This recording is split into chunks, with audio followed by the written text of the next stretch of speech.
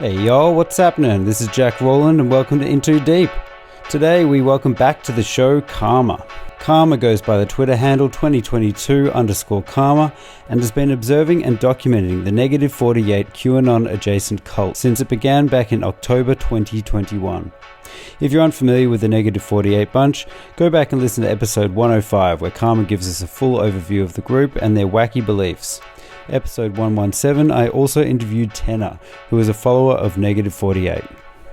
But in short, the group has been led by a man named Michael Protzman, aka Negative 48.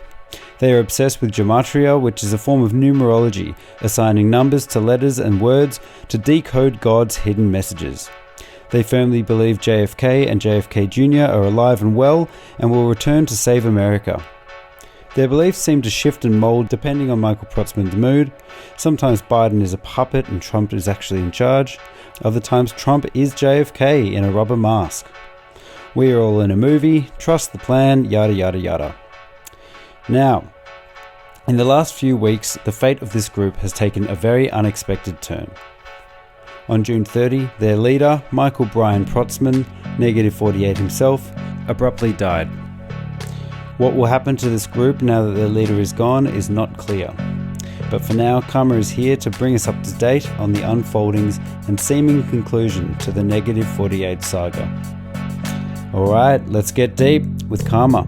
Is there a point to all this? I think we're getting in too deep. You don't apply. Bad luck. I have one speed, I have one gear. Go, go, go, go, go, go, go. I'll tell you when we're getting in too deep. Karma, how you doing? I'm great, Jack. How are you? I'm very well. So great to speak to you again. It's been a while, but God, where do we even begin? Last time we spoke, you were giving us the whole spiel about the Negative 48 QAnon adjacent cult that is obsessed with gematria, numerology, and that group has taken a weird twist ending, I suppose. What's happened? I think there's been lots of twists and turns. Oh, I'm here for it all. Especially over the last 7 months. There's definitely been lots of twists and turns. I mean, I somehow became a huge part of this group. I've been tracking them and watching them since it all started, and Negative decided somewhere along the line early this year that, he would include me in his narrative. So I actually pointed out to them and even posted a picture at the time because he was saying that I was, a robot or I was, AI or, my picture wasn't real, and he was claiming all this stuff. And I ended up posting a picture with me holding a piece of paper up with the actual date to say, hey, this is really me. And all of a sudden it took this weird turn. Yeah. I became JFK. You're JFK. JFK Jr. or JFK the JFK. big JFK? The man. Okay. He Makes the sense. man. Yeah. I've been able to prove mathematically who the president is. That's who Karma is. That's who's running Karma's channel. Nobody goes and gets every tweet, from Twitter back on my permanently closed. Yeah. You can't get shit off. Yeah. Right. Karma's going back when I was negative 47 at negative 47 before I realized what my name was going to be, because Trump started. I got another Twitter account. Well, you don't think Trump got kicked off of Twitter. Trump didn't get kicked off of Twitter. You're a dumbass if you think the president gets kicked off of Twitter. He had multiple Twitter accounts, and one of them was Day One Trumpet. at day one J trumpet. The capital letters D1T is 25 Jack. And D1JT, where the capital letters numbers, that's 10 more because J is 10, that's 35. Now, JFK was the 35th president, and they called him Jack because that's who I was talking to. So, that's also karma. Karma's a bitch 115, the anointed 115. A trump card 115, the anointed 115. Heaven's King 115, the anointed 115. So that's what I'm working with. So it got, and I kind of, and this is, it kind of took a real turn because I was like, okay, what do I do? I tried to actually show that I wasn't, and this has taken a completely different turn than what I expected it to go down. I just didn't see that one coming at all. I mean, how could you? It's crazy. No. So I decided to, I guess, let him dig his own hole. And rather than me, because I knew it didn't matter what I said if I came out and posted, well, I'm not JFK, which I did in various ways, but, he would just continually spin it. So I decided that, well, it's not worth my time bothering to, prove that I'm not, because at the end of the day, he's just going to spin whatever I do or say. So I decided, okay, I'm going to let him dig this hole, and dig it. He did. I started to change my locations on my profile while they were in Dallas. Now that picture I posted with the actual date on it, he then chose that, like sort of spun the date around a little bit and chose that date to call them all back to Dallas and say it was happening again. Oh, wow. Okay. So he just used the numbers in your date, spun it around a bit, and was like, this is actually the prophecy. He's coming back. So, I mean, from the outside, I was watching this kind of unfold. I mean, it really did seem like he was obsessed with you. It was very much constantly posting gematria, decoding things involving your name. And there was a lot of like aggressive kind of language towards you. And I am who I am. But yet you're going to believe karma. People around the country are going to believe this stock photo person that nobody's ever seen over a U.S. citizen, just like you or the family members that are talking bad about me. And he's getting everybody to take a position, and they're going to be embarrassed about the position they took.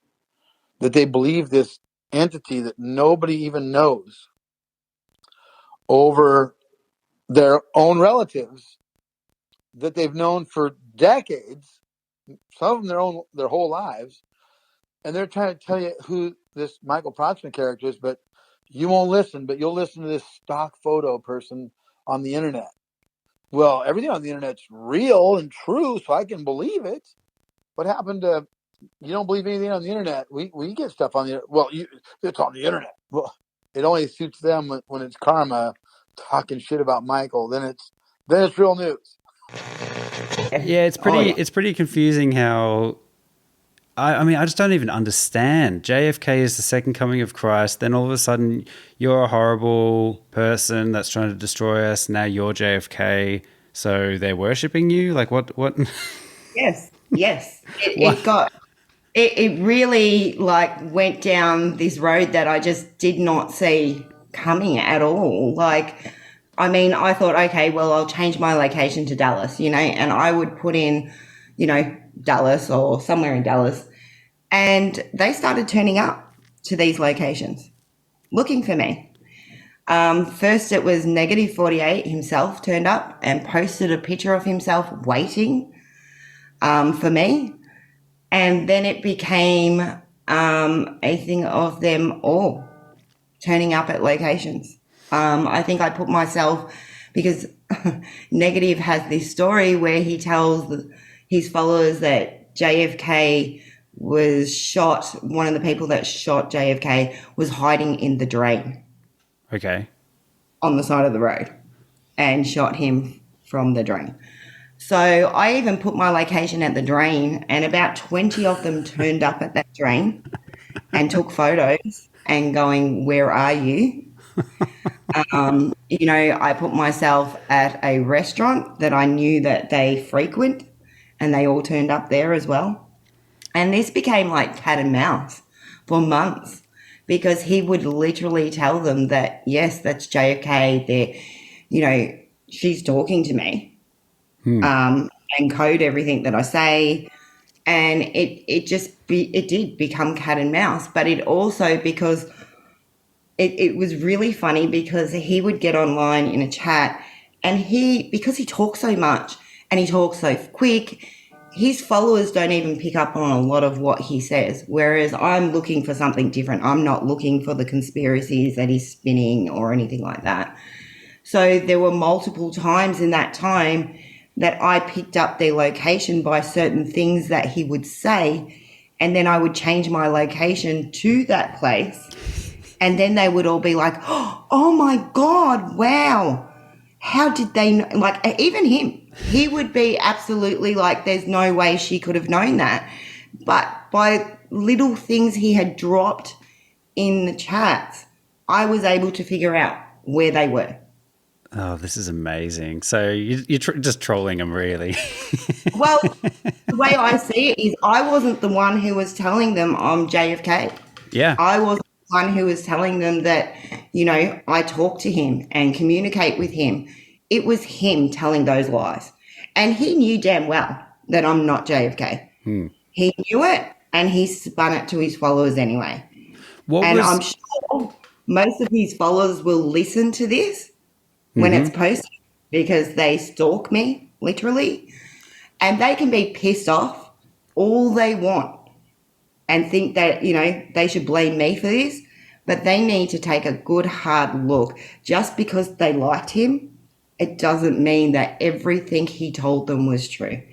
He is no different to any other cute influencer that throws around dates or says whatever he needs to say to keep his audience and his followers, all attracted to, "Oh my God, he's got knowledge. He's got all these secrets that, and it's no different." And I let him dig that hole, and I played along with it, because I thought, well, you're not going to believe me every time I post anything that I'm trying to tell you I'm not. It gets spun the opposite way. How many of his followers are kind of in his tight-knit group at this point? Like, how many are turning up to all these different locations and along with the ride of being obsessed with you? Well, when they were in Dallas, I think they had, I'm not sure, I think they had about 50 in Dallas. Still a good number. Yeah, I've got pictures that they posted, that certain times there was like 20 of them that would turn up to a location, or, go to dinner where I had my location at, or, but I think I really tripped them all out when I was posting locations that were private, that they didn't actually know about. And it kind of even got even weirder, because, and this is where it blows my mind, because family members would tell me where they were. Okay. Yep. And I would post the location based on what I had been told.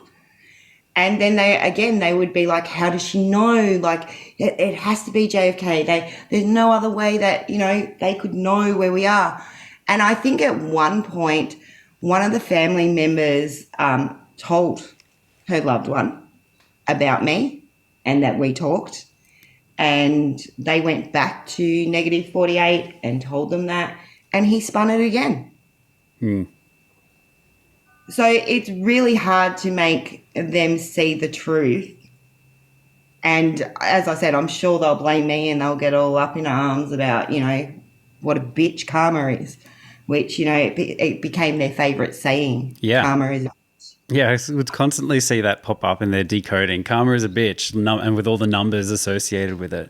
But so on that big karma is a bitch narrative that I constantly saw them spouting. What's the logic that you are JFK? When did it spin? What's, from their perspective, what's the logic that you are JFK? That's somehow JFK has magical powers that just knows about their location. I mean, we don't even need to worry about. Because I think I started posting codes into my profile at the top of my profile. Gotcha. Yep. So then he would then spin it and say, recode them and say she's actually, saying this and talking to me, as JFK, but there would be times where I would post something, to try to show that what he was saying was full of shit. And then he would get all shitty and, he called me a man at one stage, said I had a penis, he would get, quite pissed off at certain things that I would say.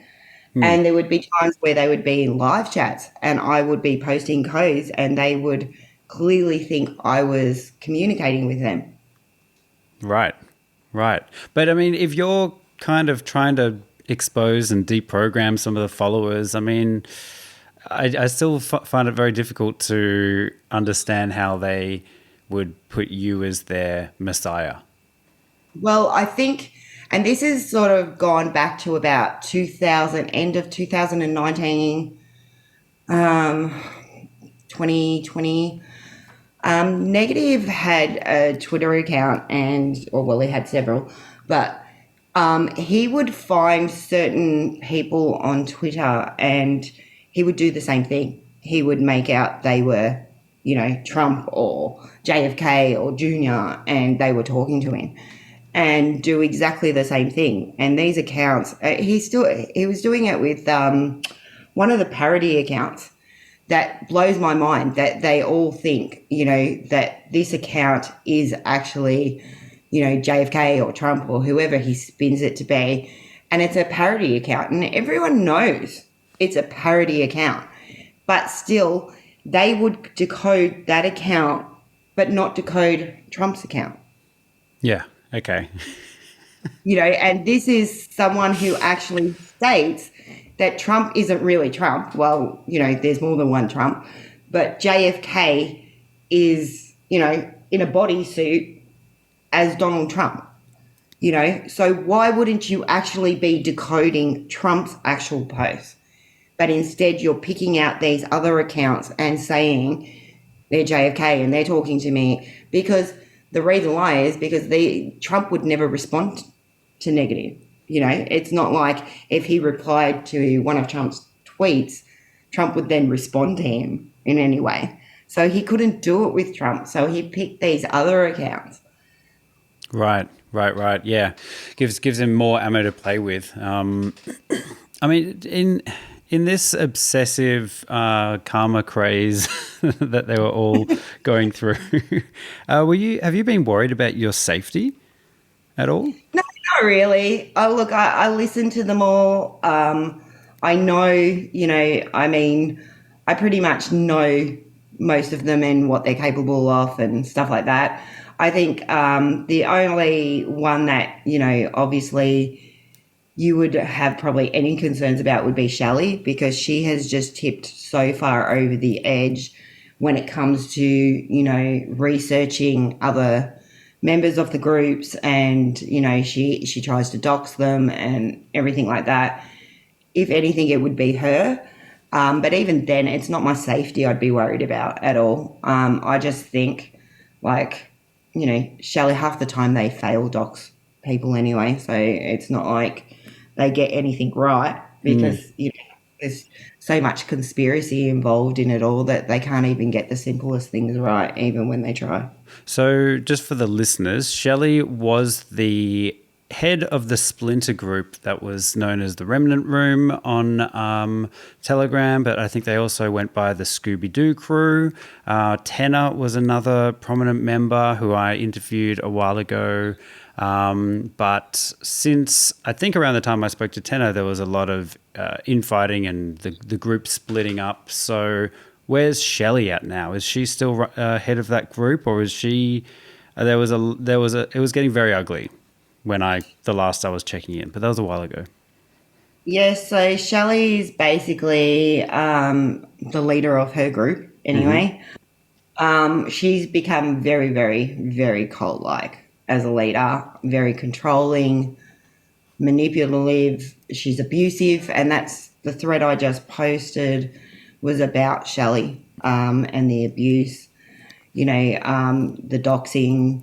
It's just non-stop with her. It's everybody else's fault in the movement. It's never her fault. She takes no accountability for anything that she does. Anything. She's still holding grudges from when she was kicked out of negative 48. She targets certain people, and I mean, she really goes in depth of, looking up their background, their families. She harasses people. And it's non-stop. And, this week, she attacked one of her own, and it was really set up. It was disgusting, absolutely disgusting to watch. They basically set up a chat where a whole lot of them knew what was about to happen, and it was a 61-year-old lady who's been a part of her group for a long time. And they all just attacked her to the point where she ended up in tears and apologising. And then they said, we'll forgive you. 2 days later, they were at it again with her.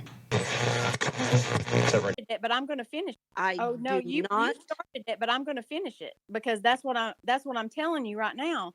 Is when you started that night, 2 nights ago. Do you want me to disappear? Because I can, Shelley.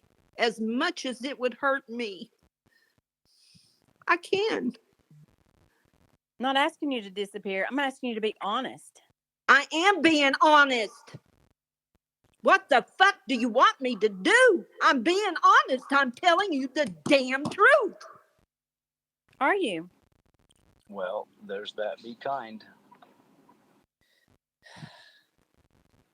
I know. You're kind of pushing my buttons, and I've not had an easy few days. Well, I haven't had an easy couple of years. Well, if you... Okay. I'm not gonna...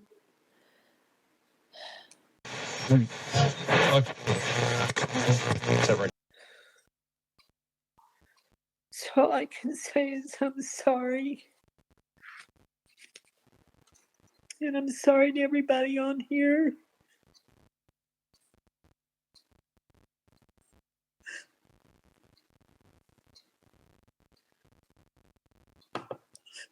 I forgive you, honeybee.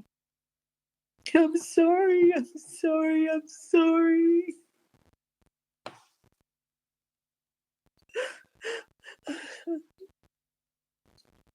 I would just ask that you just make it right with God, and I forgive you, okay? Thank you. You said you saw the green button. That means you have access to their room. You knew that they were over there. You were listening to the calls. If you had to pull over for 5 minutes, you could have pulled over. Go to the You could have pulled over. You could have pulled over, honeybee. You could have pulled over, got on the Protzmanians call, said your piece, and went on your merry way. I am blocked from commenting on there. It's not commenting. No, we weren't talking about commenting. No, that's not what we're talking about. Their whole chat wall shut down. Nobody's commenting. They had a live chat. You could have went on there and you could have said your piece. You didn't do it. Shelley is she's out of control. She really is out of control. And it's got worse. It got worse because she was attacking Kelly, who was obviously negative second in charge after Shelley was kicked out. And she's obviously got a massive grudge against Kelly because she got kicked out and Kelly, sort of stepped up in a higher position. And it's just got to the point where, the claims she makes are ridiculous, absolutely ridiculous. What are some of the claims? So obviously we haven't got to that part yet, but obviously negative 48 died recently. Yeah. Yep. So some of the claims she's currently, saying things like Kelly had him killed, Kelly killed him, and that sort of thing, and it's just absurd. It's absurd, but it's relentless as well. It doesn't stop. And she demands that her followers go in and attack, the different negative 48 offshoot channels. And if they don't, she gets upset because they're not being loyal to her. They're not, standing up for her. And it's just really ugly. It's really, really ugly. And they have no self-awareness whatsoever that, they sit there and say, we're all about truth and we're love and light. And then they're over here just doing all this, disturbing and disgusting stuff. And how many people are following Shelley? How many people are in her group? Shelley's still got a few thousand in her group. She really only ever gets about, we'll say about 100, in her group. But even out of that 100, again, you've probably only got about 20 or 30 that, are her main followers. But they're devoted to her. They worship her. Worship her.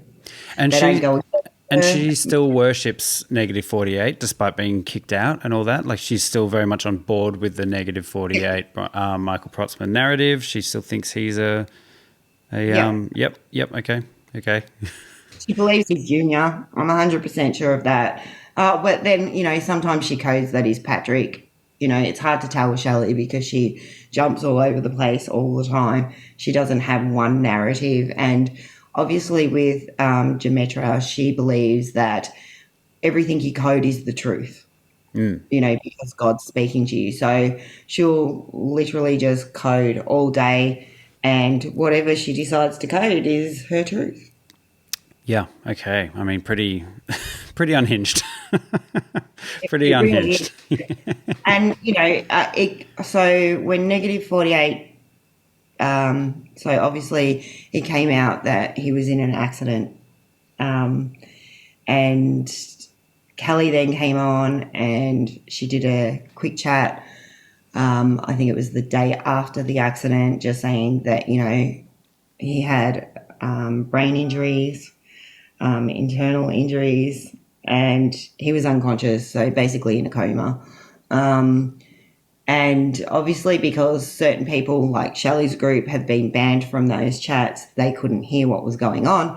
So that set them off, because they want the gossip. They want to know everything they need to know. Otherwise, it becomes this whole thing of, they're hiding stuff from us. Why aren't they telling us? We deserve the truth and all this other crazy stuff. And basically, then they shut their channels down, and they shut their channels down because Shelley sent her flying monkeys into their groups to demand answers. So obviously Negative's, laying in a hospital. They didn't have answers really themselves at this point, except for, his injuries, and he was unconscious. And then you've got all these people attacking and demanding answers, and so they shut all their channels down. Now their channels are currently still shut down. Yeah, okay. So it was only a couple of days ago that Kelly announced that negative 48 has died. Even though it was, it's been out. I posted it. It's in all the media and everything. She stated that she was respecting the family's wishes, as they didn't want it spoken about until they gave their permission. Who knows what the truth is there? Mm-hmm. But that's just... Oh, sorry, Jack. No, I was just going to say, so how did he die? What actually happened to him? It's very out of the blue. He was in Minnesota. He had been in Minnesota for quite a few months. They'd sort of all separated a fair bit and gone their own ways, because they were waiting for a Trump rally. There hadn't been a Trump rally for quite some time. They were all waiting for a Trump rally, so they were all sort of separated and going to different things. They were still going to different events and stuff like that, but they were just all separated into smaller groups, 2 of them, 1 of them, whatever. They were all over the place. But Kelly and Shelley were together in Minnesota, kind of just hanging out. Negative had came on and done a chat where he had basically said that he was going to take a week break from the chats and basically have a holiday, which is kind of ironic considering that, you know, they've literally been on a holiday since this all started. And he was going to then, once, you know, it got closer, he was going to head to the South Carolina rally. And then why he was in Minnesota, he actually went bike riding at a motorcycle track. He lost control of that motorcycle and crashed, and ended up in a hospital with, you know, really severe injuries. Right. You know, you've been following this group since the very start. You've been following Michael Protzman since the very start, and really doing an incredible job exposing him for what he is, a manipulative opportunist, a narcissist, and basically a cult leader. Having been so close to this group for so long, I mean, how did it feel for you finding out that he died? It was surreal. It really took, I reckon, a good week to kick in. I mean, I knew about the accident. I had spotted a post that was deleted really quickly. Pretty much, I think the day that the accident happened, someone quickly, you know, they posted it and it got deleted like within seconds, like really quick. So I knew there was an accident, and then it was just basically, you know, well, how bad is this? And then when Kelly came on and spoke, you could clearly see just by listening to her that it was really bad. This wasn't just, you know, he's taken a small spill on a motorbike and, you know, he'll be up and around in no time. You could clearly tell by her voice, and, you know, she didn't want to discuss the actual accident itself. She mainly just came on to say that, you know, there had been an accident and his injuries, what they were, and, you know, she would let people know once she had more answers. And so it was kind of, for me, it was a waiting game really to see what, you know, what the outcome was. And as soon as I found out that he had died, it was sort of, you know, wow, like you know, it's not the ending you expected to happen, I guess, you know, after following this for so long. I mean, it's not something that you could have seen coming. And I think everybody was a bit shocked by it, you know, those within his, you know, group, their members. I think they were all just, they, you know, didn't see it coming. I mean, this is a man they've worshipped, and, you know, to some extent, many of his followers believe that, you know, he is someone sent from God, whether it's Junior, whether it's Patrick Kennedy, whether it's Archangel Michael or Jesus himself. And so to sort of, for them, I'm sure they were like, hang on a second, this is someone, you know, who was supposed to be like a divine sort of person who had all the answers to us, you know, to everything, and now he's just gone.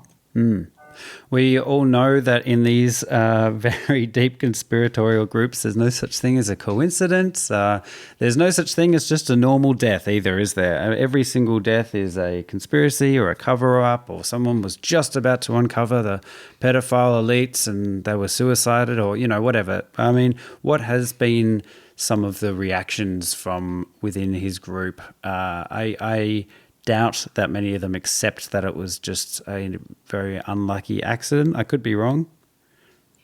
I think the inner circle, his main, you know, circle of people know that he has died.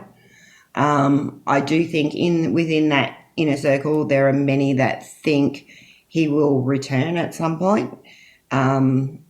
There has been a bit of talk within that group over, you know, a period of time about reincarnation and stuff like that. So I believe some of them do think that he will return. But because, as I said, because the chats have been shut down, you're not getting an overview of what all his followers think. And I mean, he's got 40,000 followers still on his channel. I've seen bits and pieces on Twitter and True Social where many believe that, he isn't dead, that his role in this so-called movie has ended and, he's got other work to do. So, you've got that theory as well. But yeah, like I do honestly think that those closest to him do know that he has died. I mean, at the end of the day, they know it was an accident. It wasn't something that was planned because, as I said, he had told them that he was heading to the South Carolina rally where the rest of them all went as well and showed up. And he did have future plans to meet them all and continue what he was doing. So, anyone that thinks that it wasn't an accident and that he hasn't really died, well, what can I say? Like, I know they believe this rubbish in the movement that, all these people like Michael Jackson and all these other people are still alive and they were in witness protection because, they're doing their part to save the world. Well, it's all bullshit. They're not. And, he died. That was it. Yep. Did you ever speak directly to Michael Protzman? No, I didn't. Did you ever try? I thought about it, but yeah, no, I've chose to keep my distance from all of them, really. And I made that decision early on because anyone that's, obviously deals with conspiracy theories know that, it's hard to talk to them because they will refute any type of claims that you bring up and try to prove that they're wrong. And it just becomes a back and forth argument. I don't believe trying to get people out of conspiracies is sitting there arguing backwards and forwards with them. I think they double down. They don't, I don't think it's the right way to go about trying to get people out. Have you, been keeping an eye on these people for so long and being so engrossed in all this? Do you feel like you're any closer to figuring out what might be a good approach to help, pull people out of the rabbit hole? Or have you found any good dialogue between with any of these people that somehow helped them second guess their rigid beliefs?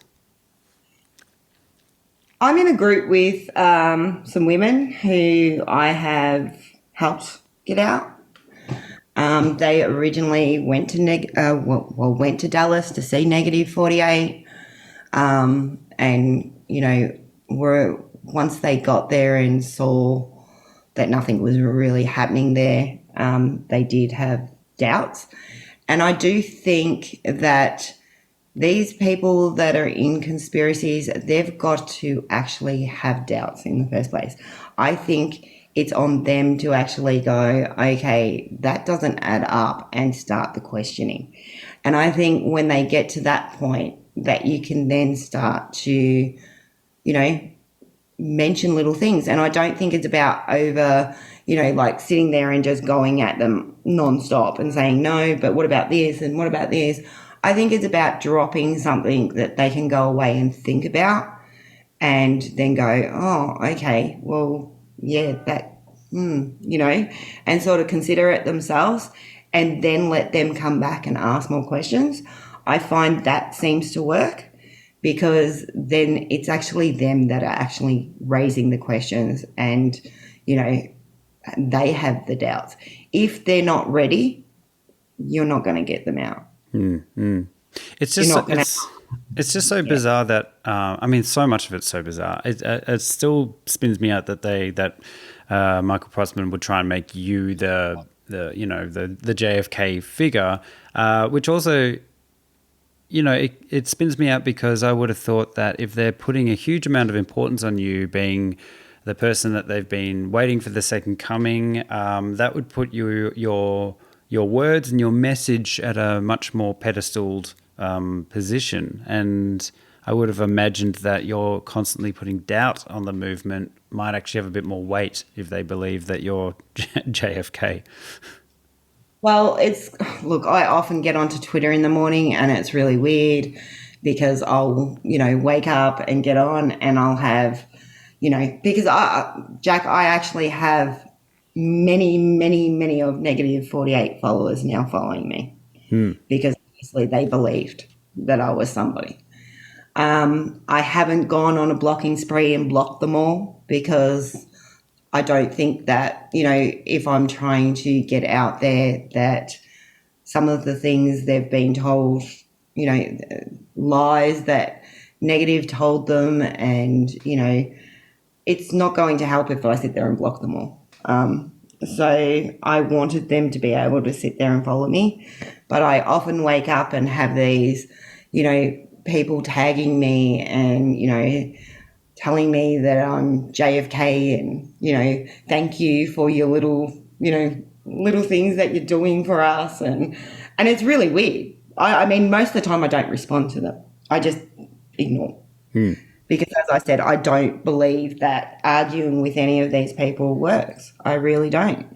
At the end of the day, and as I said, to me, I know they like negative 48. I know that, some of these people spent every waking second with him since they went to Dallas. God.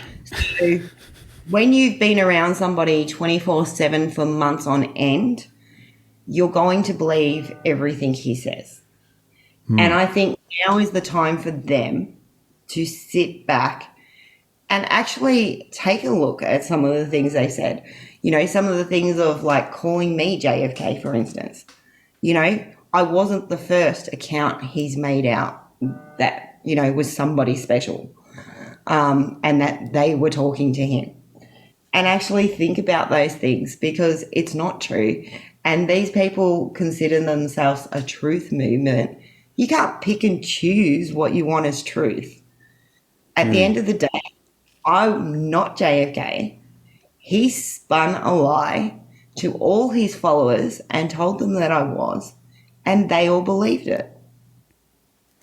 Do you think now that he's gone, this will de-escalate the group, or will it just kind of, twist and turn into a new incarnation and just, very, very hard for everyone to admit they were wrong or they were duped, but sometimes having the key figure at the head of it, not throwing out the narrative anymore, they might actually just calm down, take stock, and go their merry way. What do you think is the future of the group? At the moment, I think they'll try to hold it together, which I am seeing anyway. So they're trying to, because Negative encouraged them to open their own channels on Telegram. So there are quite a few offshoot channels. And I'm seeing them share those channels around and make sure that, all his followers are aware of all these offshoot channels. So at the moment, I think they're trying to hold on to, whatever they've got. They still think they can teach people gematria and, red pill people, which they have, because they've still gone to rallies since he has died. And there will be many of them that will continue to go to rallies and try to spread his message. But I think over time it will dwindle because at the end of the day, Negative, had this whole thing of I speak to JFK, he talks to me. Trump talks to me, they tell me these secret things and messages of when things are happening and that sort of stuff. I don't believe anyone else can step up and take over, and because otherwise they've got to come up with that same sort of thing. Somebody special is talking to me and sharing that knowledge. And I don't think anyone in the group can do that. Right. And that really is a good example of the cult-like nature of what what he's spinning. It's the same as much religion, or like the priest is the person who has the direct line with God, and that's why everyone needs to listen to me, because I'm the only person that can get the message across, or something like that. Exactly. And that all started from, Negative's big spiel. And there's a couple of things I would really like to point out here. Negative's big spiel was he would tell people that Q dropped 40, Q put the letters 4, 10, 20 into the Q drop, which were the letters for DJ Trump. And he was the only person who could figure it out. And that's how he learnt all about gematria, because Q was telling them that they had to use it. That is a lie. He didn't figure it out first. Q originally posted it in Q drop 35, and Annans on the boards, asked a few questions like, what does that mean? But they eventually figured it out that it meant, DJT. Whereas he likes to make out like he was the one and only person who figured it out. And that's how he learnt that Q was speaking to them in gematria, and that's why, he had to teach it. And so the other thing is, this whole God, it's God's language. Gematria is God's language. Now, we all know that gematria is not God's language. But you're walking around. I mean, imagine walking around in your life and everything you do in your daily life, you're coding. Yeah, yeah. It's not normal behavior. No, it's not. And it's just, and a lot of these people can't speak normal anymore. I feel like they can't have normal conversations without turning everything into code, because they think, and the other thing is, when we go back to gematria, this is a really big thing of, they create these codes and phrases, and it builds up like over time when they're using, the application that they're using, over time it builds up, more words, more codes, etc. And it basically builds up a database. And once you start building up a database, you can connect pretty much any number to anything you want. And I do want to give a shout out to Quacks Anonymous, because he has been amazing when it comes to, explaining the whole gematria to me and how it works. And he himself, he's got a database of over 600 words himself. He can spew out, codes showing that, negative 48 is a Satanist, or anything he wants. Yep. And that's the whole point. They're sitting there coding and making out it's God's language, and, this is what God wants me to code. But they're the ones inputting the code and turning it into anything they want it to be. Right. So like an example of that would be, if you use the number 9, that would be an I, but then you could also use that 9 to be part of 19 or 919, or, it's very arbitrary which letter that 9 is actually assigned to. Is it 90? Is it 19? Is it 49? Is that kind of what we mean of how easily the code could be manipulated? When I say how easily, like I can just type a sentence, any sentence I want, into the gematria calculator, and it'll spit out the code at the end. But it's the sentence I've typed in. I've decided I want it to spit out, not God, God's not talking to me because I typed in that sentence into the calculator and wanted the result out of it. You're basically anything you want.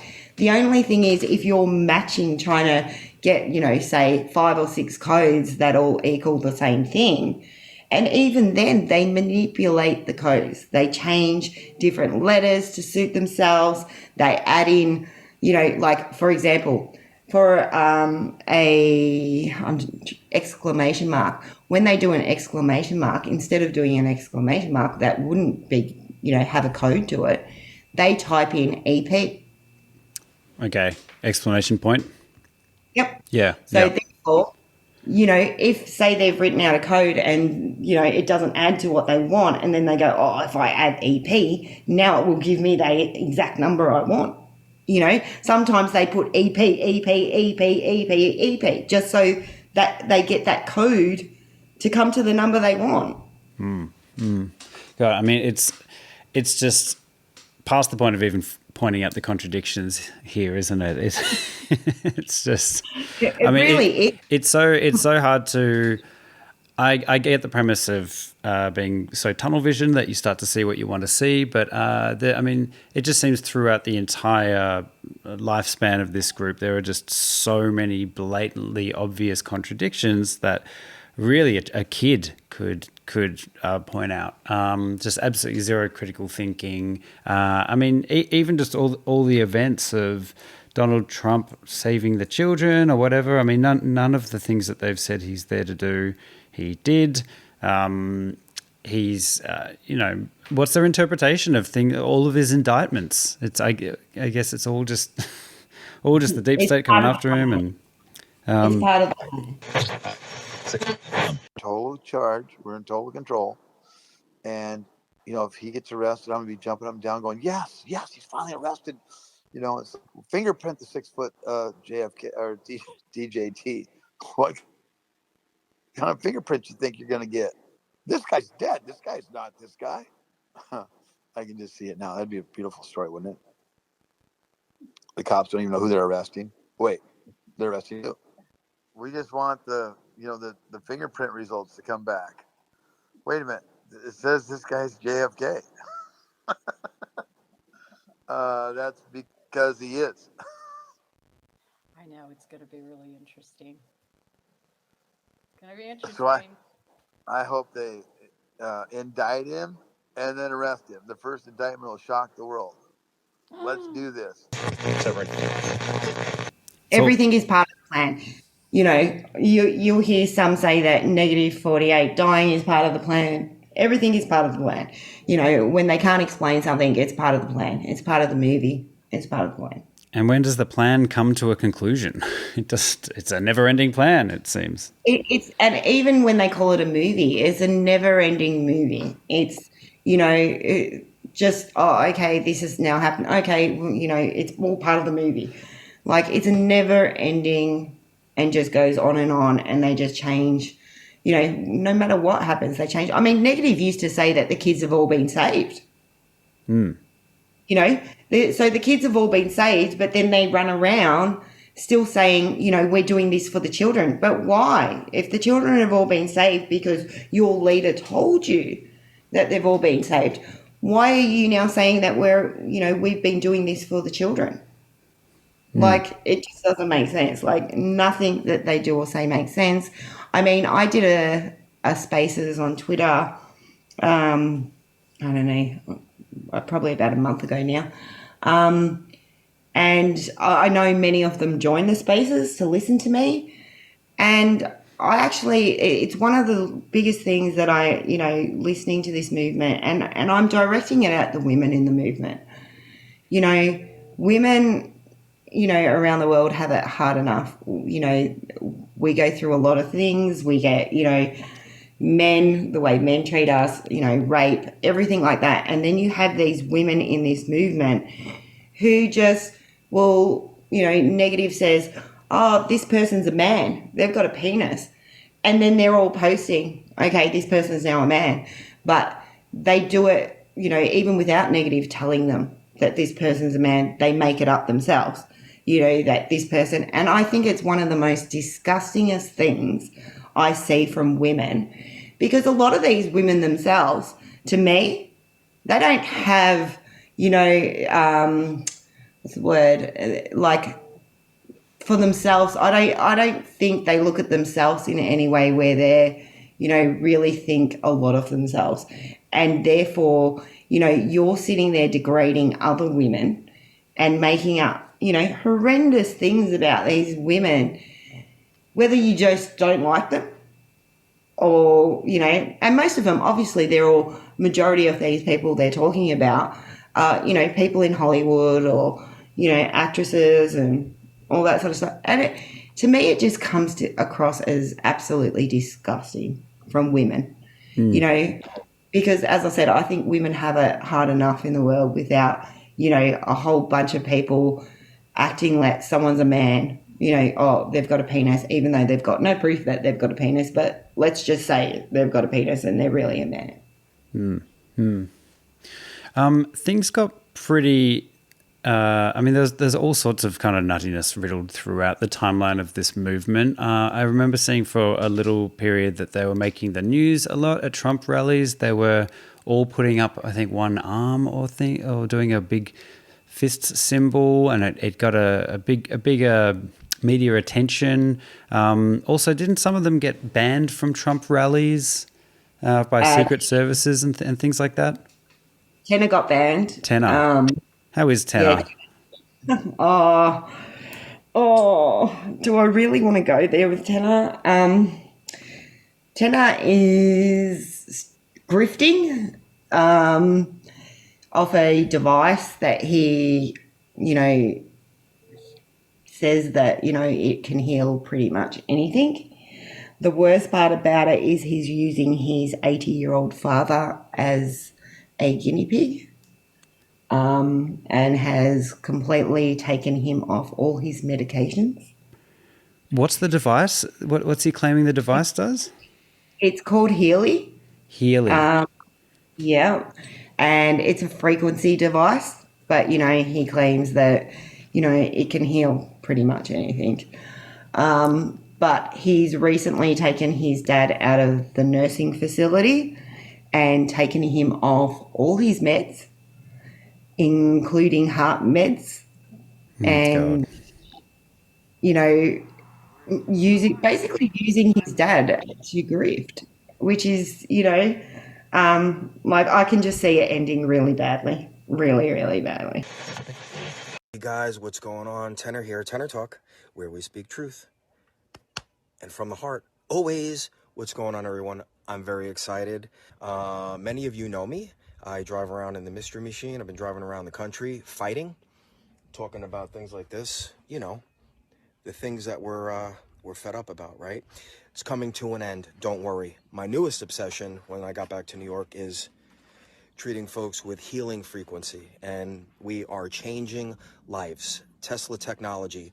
You know it, folks. It's coming. Nothing can stop what is coming. Nothing can stop the truth. We are in the final battle. We must come together. The mainstream media is going to be out of business soon. You could see the dominoes falling. And where do they have to go? To the people that have been screaming the truth from the rooftops for years. So... got a last-minute show, amazing show tonight with one of the top dogs from Healy, Ken Close, and we'll be discussing my dad. You guys know that I came home, taking care of the family, trying to put a plan together and treat my father, and Ken is going to speak to me about that. We've got to take care of our elders, folks. We've got to take care of our parents. Yeah. Is this along the free energy kind of train, or what's he gotten into here? What's this Healy... what world is this in line with? It's all frequencies. So it's more the spiritual science. Yep.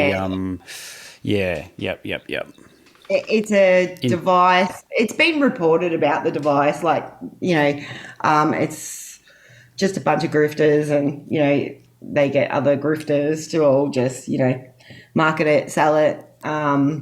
And basically you wear this device on your clothing, and, it sends frequencies to your body and heals it. And, so I just can't see it ending very well, because Tanner did a video where the doctor actually wrote him a letter and said to him, you're probably going to kill your dad, and that you're not going to have any notification. More than likely, he could just have a stroke or a brain bleed or, and just die. And Tanner, seems to think he knows what he's doing. Last I think I spoke to Tanner, he ran over his own foot with his Scooby-Doo mobile. Oh, yes. Yeah. Yes. Yeah. Tenor Talk, where we speak truth and from the heart. I got the fire department, I got the neighbors, I got everybody here because I was trying to repair the mystery machine and the tire fell on my leg. Steven, what's your date of birth? Shout out to Tanner anyway. I've got a soft spot for that guy. I hope he I don't know. Yeah, I don't know either. I really hope he, it doesn't come down to something that his dad ends up passing because of what he's doing. Yeah. And they were winding up in the news for a bit, weren't they? The Negative 48 group for their appearance at Trump rallies. Well, they still really are. Like, I know that, well, you've got, for instance, Q Patriot, so Mickey. Oh, yeah, Mickey Larson, is that it? Yes, she got to actually meet Trump. That's right. And yeah, which was really hilarious in a way because, she was obviously really ecstatic because she met Trump. And then in a chat a couple of weeks later, Negative was like, oh, that wasn't really Trump. That's not Trump's signature she got and stuff like that. And it was kind of like, well, she is thinking she met Trump or JFK, in a Trump suit. And he's just, turned it away like, nah, that wasn't him. That was like a double or something. Yeah. There was also, wasn't there a death cover-up in the group? Well, didn't someone else was killed in a car accident and then Michael Protzman was aware of this and actually covered this up? There is. But that's kind of, I know from what I know, the family didn't want anything out there. Sure. But yes, there was another death, but that was, when was that? Back in 2022. So it was around April 2022. And it was kept very quiet. Like they kept it from the followers. They basically just acted like the guy just disappeared and, a few questioned it, but basically it was sort of swept under the carpet. Right. Throughout the lifespan of the group, did you notice Michael Protzman, apart from his just vacuous narcissism and manipulating people into the narratives that he wants them to, did he get any more dangerous, or was there any kind of like sexual manipulation? Was he gaining in I don't know, just how a lot of cult leaders tend to go, or did he just kind of maintain the general level that he's been at? I think at no time did I think that he was, I know a lot of people were talking about it, they're going to drink the Kool-Aid. At no time did I see any sign of that. Yep. I do, I think he manipulated women, not in a sexual way. I think he manipulated them because he knew that, them all fawning over him and loving him, he could manipulate them into asking for certain things. And he had this weird way of asking for it. It was because not long before he died, he actually asked one of the women for a motorhome. A motorhome? Like a Yep. like a barge home kind of thing? Yep. And the way he did it was kind of like a joke, like, so it was kind of like, oh, I want it, but, ha ha ha, Right. But he really did want it. If someone happened to buy it for me, wouldn't be mad at that. Exactly. Yep. Exactly. He wouldn't have taken, he would have said, there's no way he would have said, no, I can't take that. Like, and I think that's the funny thing because I called him out one night on, the money and what they did with it all. And he basically, goes into the whole rant of, I never asked for money, never ever did I ask for money. And maybe he didn't, but he never said no to taking it either. He never said no to taking it. Many of the after that chat that night, many of the women in the group said, I donated, and I donated because I wanted to, and I would donate again. I would give him whatever, and that's the whole manipulation part of it. He's able to manipulate them to think that it's, he's not asking for it, but he's not saying no. I mean, I know over the time that he was brought, people brought him phones, computers, all sorts of memorabilia. They would buy him JFK memorabilia, all that sort of stuff. So, it doesn't matter how he spins it. At the end of the day, he made promises that JFK was coming back, that Junior was coming back, and all these people came to Dallas and spent money. Some of them lost their cars there because they left them there and they got repossessed. And it was all at the promises of everything he said. And had he not promised all this and dragged them all out to Dallas, then none of them would have been handing over money and none of them would have lost their possessions either. We got Robert F. Kennedy Jr. running for president now. There's an actual Kennedy going into politics or trying to go into politics. Are they obsessed with him, or is it they're pretty firm on JFK Jr.? No, they're pretty firm. Yeah. There's no. I just don't. It's so hard to understand. There is a slight obsession with JFK and Junior. When I say slight obsession, they're obsessive. Obsessive. But there's an actual Kennedy. There's a live Kennedy right there. No. I think it's too because he's not as good looking as the others were. Yeah. Okay. Maybe it seems like a lot of these women, definitely think that the other two were, very attractive and, that sort of thing. So I think that has a lot to do with it too. Yeah. I think RFK's Junior's got a gruff appeal, maybe. I don't know. Well, he's not good enough. Not good enough. Not the same. Not the same at all. Yeah. I mean, at the end of the day, although they're JFK and, obsessed with JFK and Junior, at the end of the day, they're still Trump fanatics as well. Yeah. And RFK is going as a Democrat as well, so probably that wouldn't help. Well, I don't know if you heard yesterday that Trump was asked if he would consider him a running mate, and he didn't say no. Really? Yes. Interesting. Okay, I didn't hear that. The He plot didn't say thickens. yes. He didn't say no. It was pretty open-ended. Do you? What happens next? You've been keeping such an eye on the group. What are your overall takeaways from this experience? Do you think you'll ever put together a book or anything, or some kind of documentary?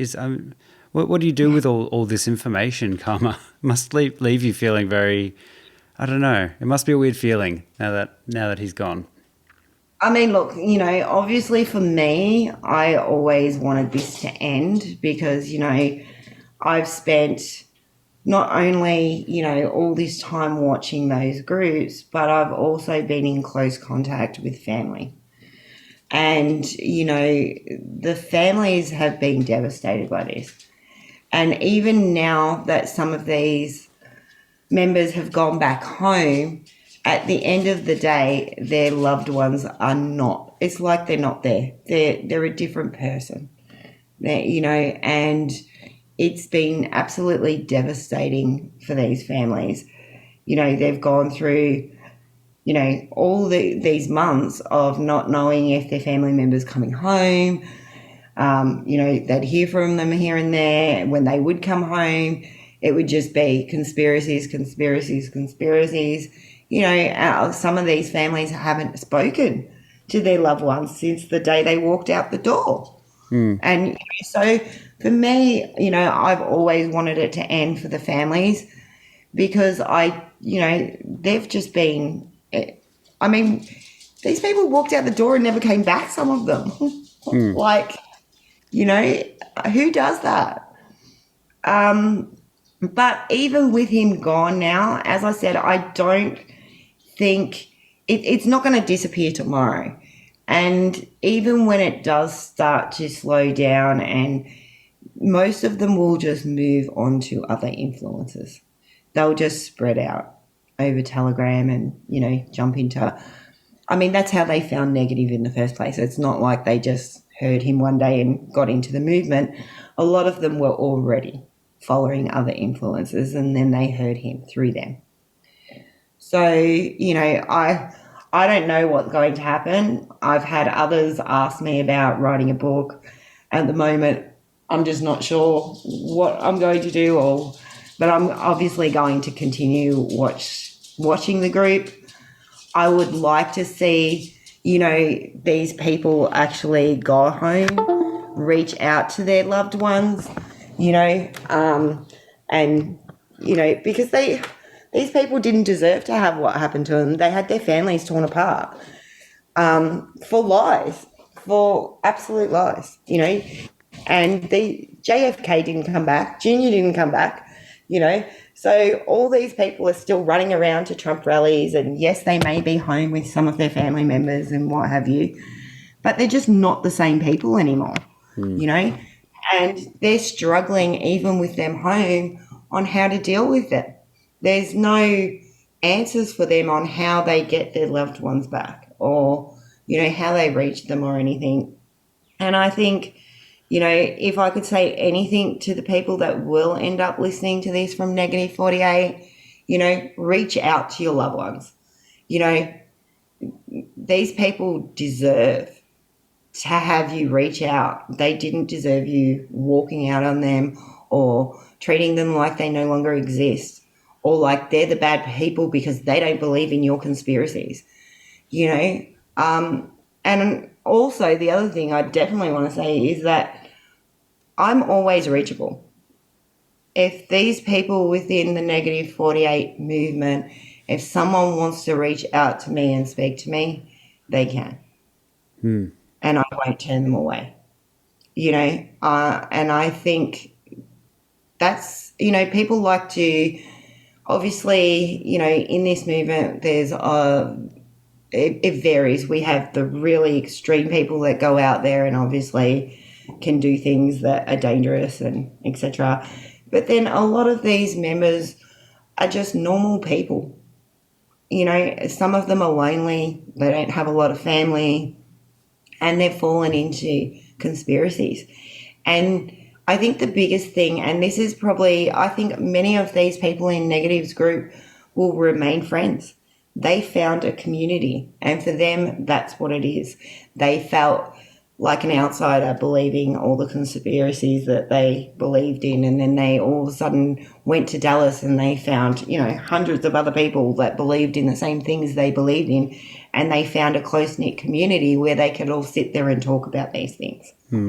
It's lovely to have a community, but how loyal would your community be to you if your research and your truth actually led you in a direction that wasn't the narrative being spout by that community? Would that community really have your back if you stopped believing in JFK or JFK Jr.'s second coming, if Trump is the Messiah, if your belief and your search for truth actually took you outside of the parameters, would that community really actually still be there for you? I think that's a good question to ask yourself if any of them are listening. It is a valid question. It is a very valid question. And I've seen within these groups what happens when you decide that you don't believe in something or you question something, that you get attacked, you get blocked, you get censored, so it is a valid question to ask yourself. And, I know that I'm going to be the bad person in all of this for them. They will use me as somebody that they can take it out on and say, oh, look, she's lying, because out of their love for Negative, they definitely will.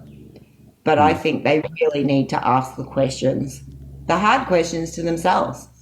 Why didn't some of the things that, he said come true? Why did he say that I was somebody special, that I was, talking to him? And I think they need to ask themselves those questions. Yeah. Yeah, it's amazing how much can be taken as truth by someone who just speaks very confidently, and I think that's the key thing with someone like that. It's the confidence. I even find myself when you listen to I don't know, anyone that speaks with huge confidence, anyone that thinks that claims they've got the answers. Life's complicated. Life's difficult. The political climate in America and the world, but in America is fucked. It's a mess.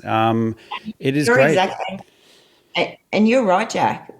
And I think that is one of the biggest things that drags people into this movement, is that the world is fucked. We know it. But just because it's fucked doesn't send all of us down rabbit holes looking for answers. And I think a lot of these people, were promised by these influencers that, yes, the world's fucked, but guess what? It's going to be all better. We're going to be in this beautiful world where everything's going to be nice when all this happens. And I've heard it a million times. From these influencers promising that the world's just going to be better. And, and the other thing that they promise, and this is a big thing, I think, for members of anyone that follows QAnon, really, is that, most of these people have lost touch with their families. But they still believe that one day when all this happens, the family is going to run back and go, oh, my God, you were right. I'm so sorry for treating you that way. But yet they, all these people have got this whole ego that it's okay to be wrong. It's okay to have fallen down a rabbit hole and go, shit, you know what? I was wrong. I made a mistake. We're all human. We all make mistakes. It's okay. And also, I was manipulated, not just, I got it wrong. There's also a fair bit of manipulating going along the way as well. So it's not all your fault. I think that's important that, that these people, it's okay to be wrong. It's okay to go, shit, I was wrong, or shit, I believe something that wasn't true. It's okay. It happens. But, at the end of the day, it's not about your family being, I've got to prove them wrong, or I don't want to be proved wrong by my family. Suck it up. If you're wrong, you're wrong. Or if you got manipulated, come out and say it. That's all it is to it.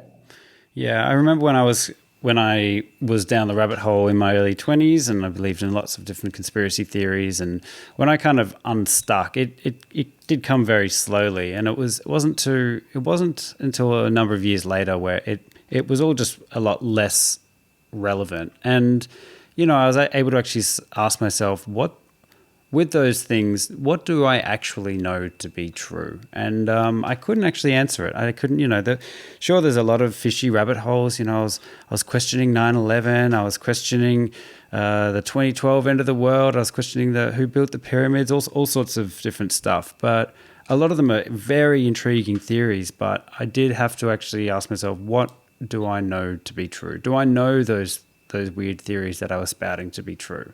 And really, I don't. It's all just random, unfalsifiable information that was very attractive to buy into. So I mean, that's just another thing I would hope they can ask themselves now that negative 48 has moved on to the next dimension. What were his claims? Did they come true? What do you actually know that's not just faith-based? What do you actually know of the things that he was spouting that to be true? And I mean, from where I see it, very, very little. Yeah. Yeah.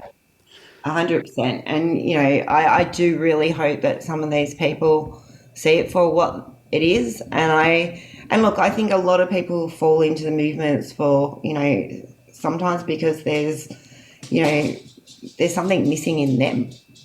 And, some of those people should take some time and look into themselves and ask themselves, what is it that, set them down these rabbit holes, or, you know, to get manipulated. You know, I know as a woman, women have a tendency to, you know, get into bad relationships and go from one to the next to the next to the next. And I know from listening to, you know, Negative and his followers, there were many women in that situation who then obviously just moved on to Negative. And same thing. It was no different from any other type of bad relationship. Well, Karma, thank you so much for everything that you do. Someone's got to keep an eye on this kind of stuff, and it looks like a pretty full-time job. And yeah, I think it's incredibly fascinating, the insight that you provided. And yeah, thanks so much for sharing all that, all that you know. And I hope that you don't become the I hope that you're not still the center point of the obsession. And I don't know. I've got a feeling, Jack, that I'm going to become, after this, that I'm going to become a center point, but maybe not the center point, but, maybe the hated center point. We'll put it that way. It's a bit scary. I saw you posted the other day. You're like, oh, it happened again. And there's just like 18 missed calls from a private number on your phone. I don't know. It's a bit spooky. Be careful, please. Of course. Always. Well, again, thanks so much for your time, and thanks everyone for listening. But how do people find you if they want to keep up to date? 2022_karma on Twitter. I'll definitely still be around on Twitter as long as we, possibly can before, Almo destroys the platform any more than he already has. Yeah, it's not looking good. I just saw the other day that now unverified people cannot DM verified people anymore. I'm like, oh, Elon, you dog. You bloody dog. But now, do you know he's now put a limit on DMs for people that are verified? That came out today. It's a fucking mess. The only reason I got on, I don't really use it that much, but the only reason I got on is just to DM, some people I wouldn't usually have access to, and he's taken that away. So cheers, Elon. Yeah, he's real nice. Let's see how long it lasts. I don't know. Apparently, you get a rate limit now on your DMs. Yeah, okay. Righto. Anyway, thanks so much, Karma, and thanks everyone for listening. Take care. Bye.